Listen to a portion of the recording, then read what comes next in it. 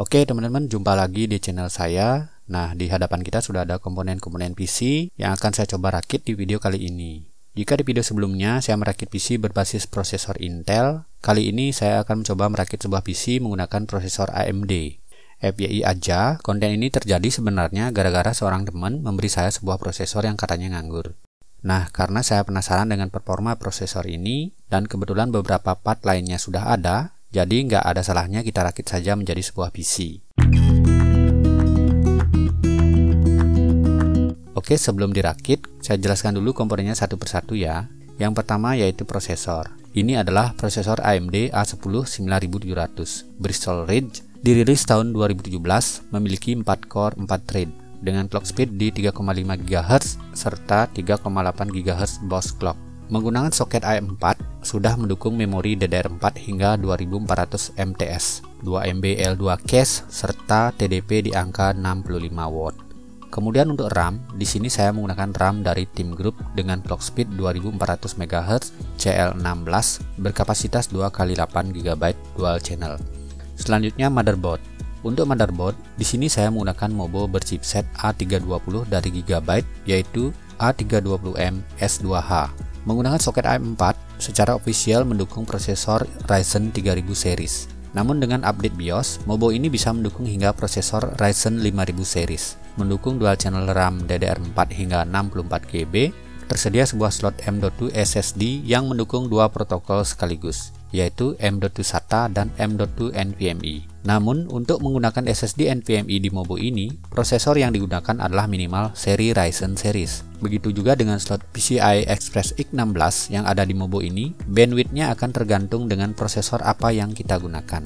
Lalu untuk port SATA, sudah tersedia sebanyak 4 buah, yang kesemuanya merupakan port SATA 3 6 Gbps. Kemudian untuk port I/O bagian belakang, sudah cukup lengkap dan sudah tersedia port HDMI. Kemudian untuk sistem storage, di sini saya menggunakan SSD M.2 SATA WD Green berkapasitas 120 GB yang akan saya pasang nanti di slot M.2 yang ada di Mobo ini. Kenapa saya tidak menggunakan SSD NVMe?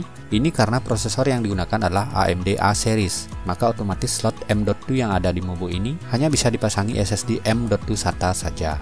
Jika kita pasangi SSD NVMe, maka tidak akan terbaca.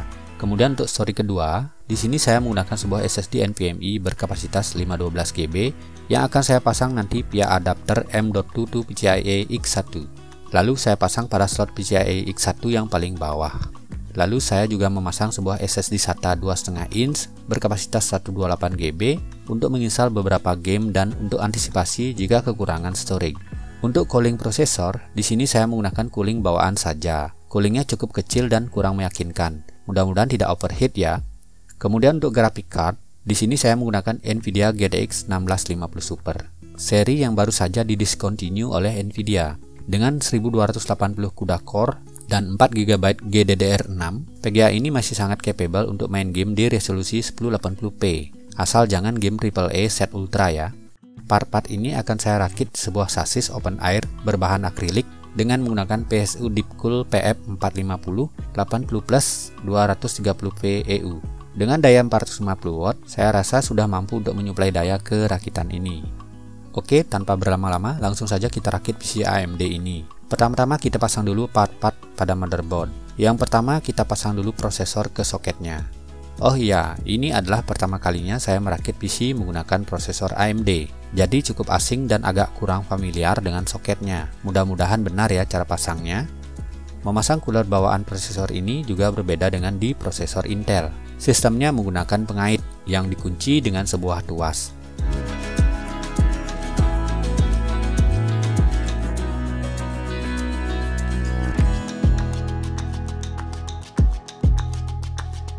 Kemudian untuk SSD NVMe-nya kita pasang nanti saja setelah Mobo naik ke sasis. Langkah selanjutnya adalah memasang PSU di casing akrilik.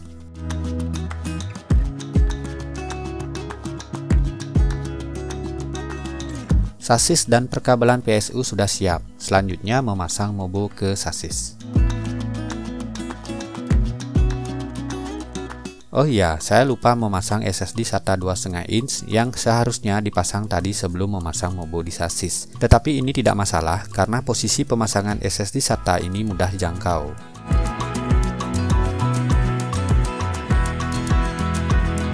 Selanjutnya adalah pemasangan graphic card.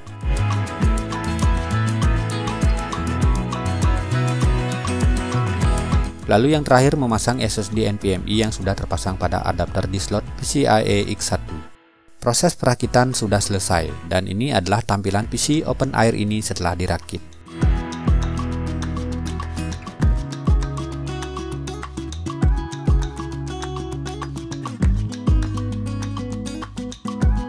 Pada rakitan ini saya tidak memodifikasi apapun di BIOS. Jadi semuanya jalan by default ya. Oke, yang pertama kita cek dulu RAM-nya melalui Task Manager dan CPU Z. Dapat kita lihat di sini RAM terdeteksi dengan baik dan berjalan sesuai spek. Yang menjadi perhatian di sini adalah graphic card yang ternyata hanya berjalan di PCIe 30X8. Setelah saya teliti kembali, ternyata ini memang karena CPU AMD A10 9700 hanya mendukung jalur PCIe sebanyak 8 lane saja. Hal ini sedikit banyak akan mempengaruhi kinerja graphic card yang terpasang.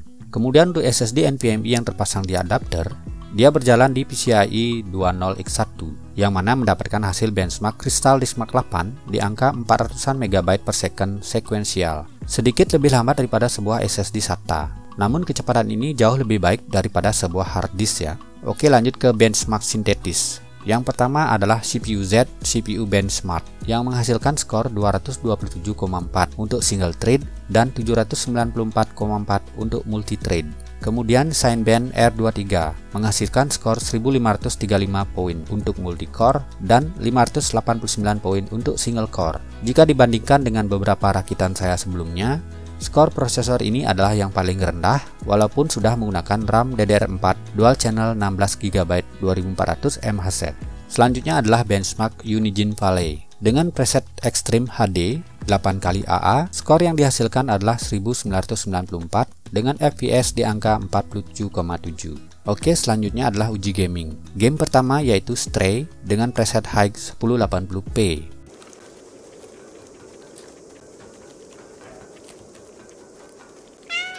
FPS yang didapatkan adalah sekitar 37 FPS dengan penggunaan prosesor di kisaran 80 hingga 90%. Suhu prosesor cukup tinggi di 86 derajat dengan clock speed hampir 3,7 GHz. Terlihat juga di sini VGA-nya tidak mengalami beban penuh. Load-nya hanya kisaran 70-an %. Agak sedikit bottleneck ya antara CPU dan GPU-nya. Game selanjutnya yaitu SnowRunner dengan preset medium 1080p.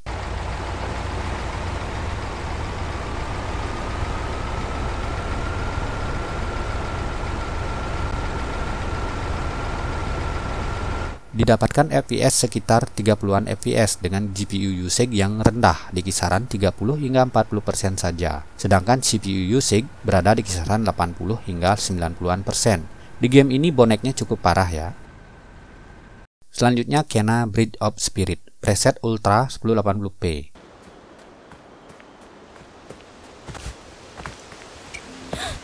There she is. Run.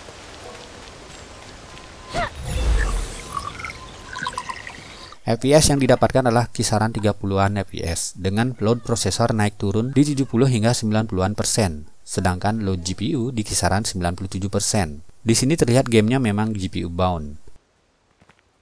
Selanjutnya Need for Speed Heat, preset medium 1080p. What's the tea, Richie? There's some real speed in this race, Anna. We knew they were gonna bring it. This is the lead we're going for. Didapatkan FPS kisaran 20-30 FPS dengan GPU usage yang rendah di kisaran 30 hingga 40-an %. Namun CPU usage selalu 100%. Di game ini terlihat bottleneck yang parah. CPU tidak mampu mengimbangi kinerja GPU. Game terakhir yaitu Forza Horizon 5, preset medium 1080p.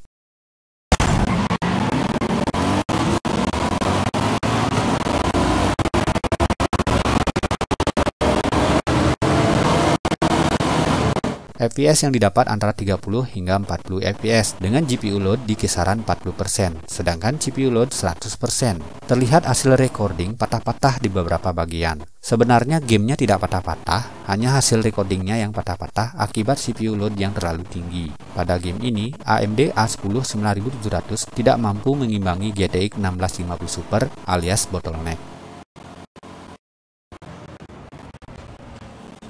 Oke teman-teman, setelah melakukan uji sintetis dan uji gaming, dapat disimpulkan bahwa rakitan saya ini kurang bagus jika tujuannya digunakan untuk bermain game, karena performa prosesor yang kurang memadai.